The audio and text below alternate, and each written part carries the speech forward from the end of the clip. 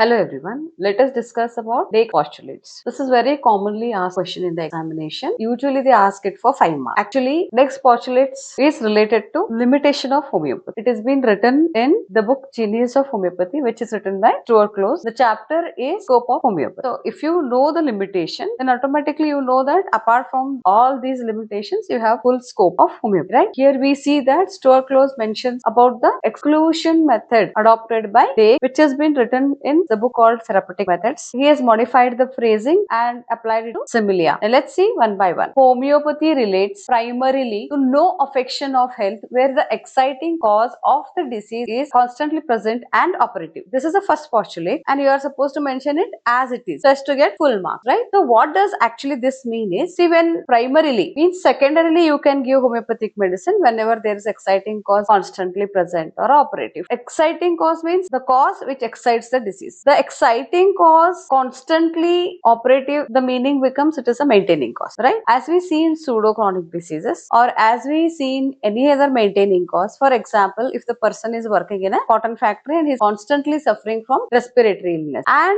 you are treating him continuously for many days, now you are confirmed that the disease is because of his occupation, not because of any other thing, right? So now what are you going to do is, the disease has already been excited, but here you have to remove him from that cause, that is from his occupation. You have to tell him to change his occupation. When he changes his occupation, automatically the primary cause of the disease has been removed, but this has already been excited, so you need to give him homeopathic medicine secondarily, right? Now you can treat him for his disease which has been excited by his occupation, right? What was constantly operative in this case was the cotton pieces, small pieces entering in him. So once you remove that exciting cause and then secondarily you give homeopathic medicine, your patient is going to be all right. One more example for this is, if at all a patient is staying in a marshy area where there is a lot of dampness and where there are lakes, rivers nearby, and these guys start suffering from respiratory illness, sinusitis and all, and they are not at all getting better by any method of treatment, and you are confirmed that this is because of that dampness what we are saying to, so then you will have to advise them to shift the place where they are not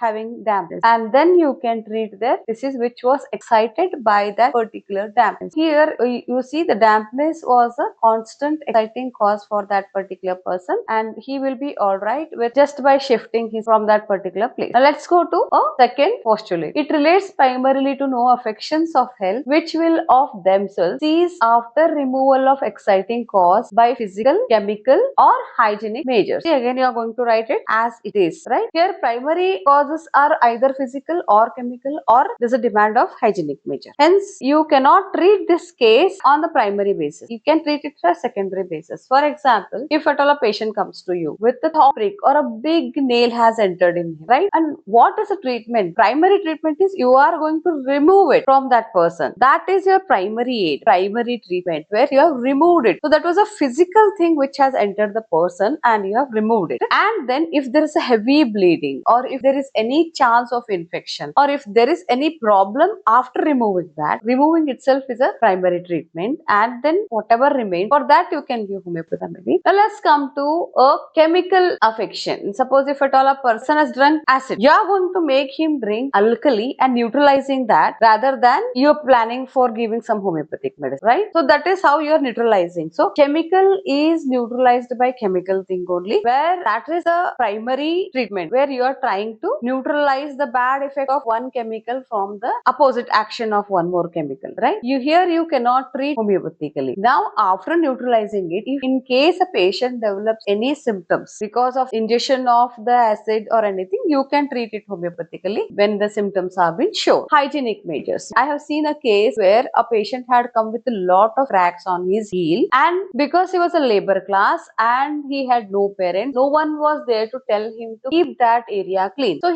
his sole has become, especially the heel had become so much so thick that he is unable to walk. His foot were so much so cracked and there was a lot of pain in that crack. Here basic treatment will be first to maintain that hygiene. Okay, I told him to clean up that whole face and then keep it soft by applying something. Then also the cracks persisted and that required a homeopathic medicine which was been given to him. Actually graphitis cured him. Now you know that homeopathy primarily will not treat any ill health which is caused by physical, physical, chemical, or hygienic natures. It relates primarily to no affections of health occasioned by injury or destruction of tissues which are incapable of restoration. If at all there is a injury, primary aid is you have to restore that particular part either by your dressing, or suppose if there is a fracture, you have to align it and you have to put the plaster, and then you can treat it with homeopathy. If at all destruction of tissues has been caused to such an extent that restoration is not possible, so in such case also homeopathy will not work. Now let us go to fourth postulate. Homeopathy relates primarily to no affections of health where vital reactive power of the organism to medicine is exhausted, obstructed, or prevented. What does that mean? Here, in case if at all patient's vital reactivity has gone down very badly, when you give medicines, homeopathic medicine, it will not react. You need a reactive capacity to it, right? So that doesn't happen here. So example is if your patient is in coma, his reactive power has gone down to such